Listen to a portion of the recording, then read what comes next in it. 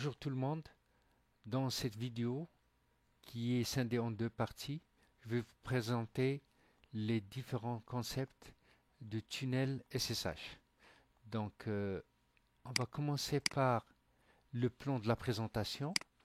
Donc on va voir qu'est-ce qu'un tunnel en général et puis qu'est-ce que la redirection de port. On va voir c'est quoi un tunnel SSH qui est bien sûr divisé en deux types, redirection locale et redirection distante. Donc on va commencer tout de suite. Donc un tunnel en général, si on rappelle le protocole ou bien la pile de protocole TCP/IP, donc il est formé de quatre couches, la couche application, transport, internet et accès réseau. Donc pour la couche application, on parle de données. Si par exemple on a un protocole bien déterminé, le SSH ou le FTP ou n'importe, donc cette donnée-là, elle est encapsulée dans un segment TCP. Et puis le segment TCP est lui aussi lui-même encapsulé dans un paquet IP. Et le paquet IP, il est encapsulé dans une trame Ethernet. Donc on voit ici que l'encapsulation se fait d'une façon verticale. On passe maintenant au cas de tunnel SSH. Donc si on dispose par exemple de SSH plus un autre protocole comme le FTP, etc. Donc on voit aussi que le SSH va prendre par exemple, va former ses propres segments, mais ses propres segments. Et puis, à ce niveau-là, on a une encapsulation qui est horizontale. C'est-à-dire que une, un paquet, un paquet IP de FTP, il est encapsulé dans un autre paquet IP de SSH. Et puis, la trame, elle est formée de, bien sûr, des deux paquets qui sont encapsulés dans un même paquet et on forme la trame. On voit ici clairement que il y a toujours le principe d'encapsulation verticale, et puis il y a à ce niveau-là une encapsulation qui est horizontale. Maintenant, pourquoi a-t-on besoin de faire ceci? C'est tout simplement parce que lorsque, par exemple, je veux accéder à un serveur, ce serveur-là, généralement,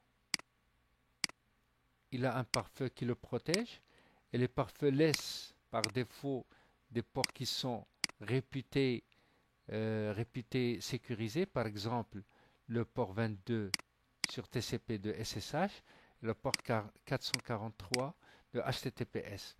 Et si ici il y a un protocole, par exemple le FTP de port 21 et 20 qui est ouvert, je ne peux pas accéder ici. Donc ce que je vais faire, je vais prendre le paquet numéro 21,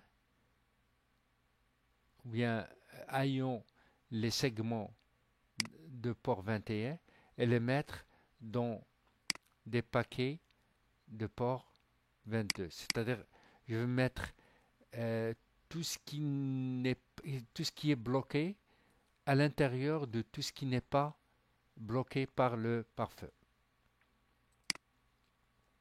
Maintenant, on va parler de la redirection de port. Supposons maintenant que vous disposez, par exemple, chez vous à la maison, d'un serveur web. Ce serveur web, vous voulez qu'il soit accessible à partir de l'extérieur. Par exemple, quelqu'un qui est assis devant son ordinateur veut accéder à votre serveur web. Donc, ce que vous avez comme adresse IP ici n'est pas un public, c'est privé. Et votre numéro de port, il est à l'intérieur de votre routeur. Euh, chaque client externe, chaque personne externe, s'il veut accéder, il doit utiliser votre adresse publique qui est fournie par le fournisseur d'accès, ainsi que le port que vous allez fournir au client. Ok. Maintenant, ce client-là, il va lancer son navigateur et il va mettre, par exemple, le 93 ici dans le navigateur, 124 et 30.15. Il va mettre 2 points 81, 81. S'il met ça, s'il exécute ça sur le navigateur, qu'est-ce qu'il va arriver? Donc, il y a bien sûr la requête qui va être ici. Et une fois que le routeur est configuré pour rediriger le port, donc il va acheminer l'information vers cette adresse-là, cette adresse ici, avec ce numéro de port 8080. Donc on voit ici que le paquet qui a été acheminé ici, il a subi une transformation ici. Donc vous voyez ici que, par exemple, si celui-là, ce client dispose de l'adresse 10, 11, 12 et 1, avec un numéro de port qui est 10, 55, un numéro de port du client aléatoire supérieur à 1024. Donc, quand il sollicitera, par exemple, le 93 124 30 15, donc il a comme adresse de destination celle-là. Et ça, c'est son source. Et puis là, le port de source, c'est celui-là. Le port de destination, c'est celui-là. Une fois que il a ces informations-là, donc le routeur, qu'est-ce qu'il va faire? Il est configuré pour faire ça. Il va faire redirection de port, c'est-à-dire qu'il va transformer l'adresse de destination, l'adresse IP de destination en cette adresse IP-là, et le port de destination en ce port-là. Pourquoi on vous dit ça? Tout simplement parce que le tunnel SSH, il utilise bien sûr le SSH pour chiffrer les données, d'une part. D'une autre part, il utilise la redirection de port. Donc, on va voir ça dans le slide suivant. Donc, il y a deux types de tunnels SSH. Il y a un type de tunnel qui est local et un autre qui est distant. On va voir c'est quoi la différence. Donc, l'entrée du tunnel est sur le client SSH et la sortie est sur le serveur. On va voir que on doit obligatoirement avoir un client et un serveur SSH. Et on sait que SSH suit l'architecture client-serveur. Et puis, si une machine cible haute n'est pas accessible à partir du client, mais l'est à partir du serveur, la redirection locale permet d'y accéder à partir du client. On va comprendre ça. Regardez, si vous avez par exemple, ça c'est, vous voulez accéder à ce serveur web là, et vous avez accès seulement à ce client, et le serveur peut accéder au port 80 ici, mais le client ne peut pas accéder au port 80 directement. Ne peut pas. Dans ce cas, c'est le serveur qui est frontal au serveur cible. Le serveur SSH il est frontal au serveur cible et le dorsal au client SSH. Dans ce cas, on doit obligatoirement avoir un SSH, un tunnel SSH local. C'est-à-dire que c'est le serveur qui a accès à la cible ou bien à la victime ici. Dans ce cas-là, on doit configurer un serveur, un tunnel SSH. Ce tunnel SSH-là, c'est lui qui va faire la redirection de port et l'entrée du tunnel sera le client, alors que la sortie du tunnel sera le serveur. Et la redirection se fait entre l'entrée et la sortie du tunnel. Pour comprendre ce schéma, c'est quoi ça? Donc, il faut, comme si on vous dit, si sur cet ordinateur-là qui est client, je sollicite l'adresse locale, ça c'est une adresse locale, avec un numéro de port que que je vais choisir moi-même ici. Alors comme si je sollicite le serveur cible ou l'autre cible avec ce numéro 80. C'est-à-dire que je vais exécuter cette commande localement après avoir créé le tunnel ici. Le tunnel. Ok, comment créer le tunnel? C'est en allant ici sur le client SSH. On va exécuter en tant que route ou bien en utilisant la commande sudo ssh-l pour dire local. Et c'est la commande, c'est-à-dire la commande ou bien c'est la sollicitation locale ici. C'est-à-dire je vais exécuter ça localement. Et ça, c'est le numéro de port que j'ai choisi.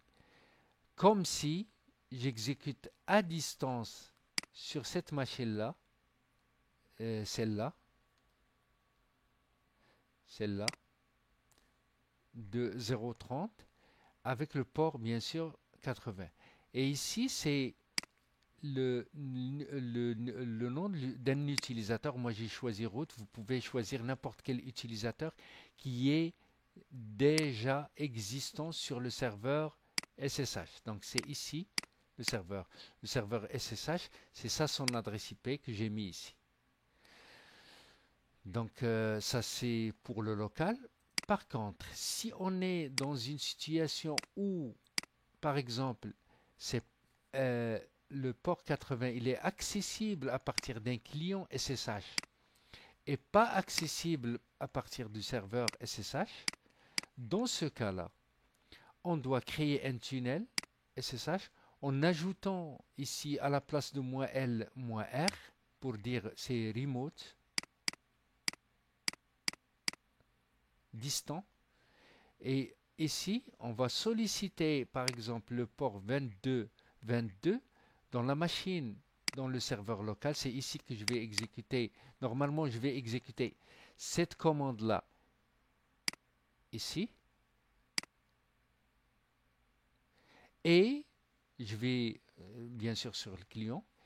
Et je vais bien sûr dire que une fois que j'exécute ou bien sur mon navigateur je lance, je sollicite localement le port 2222, alors comme si sur la machine distante qui est là, cette machine-là, j'ai lancé le navigateur pour le port 80. Dans ce cas-là, je bypass ce problème-là de pare-feu et je vais aller directement ici et comme si je travaille à partir de cette machine.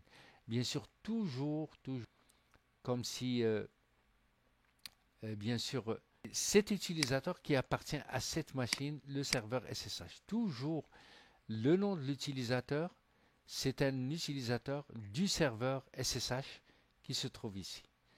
Donc, étant donné que vous avez compris ça, donc la deuxième vidéo consiste à faire par exemple la pratique.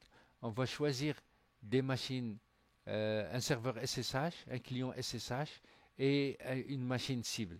Donc rendez-vous à la prochaine vidéo.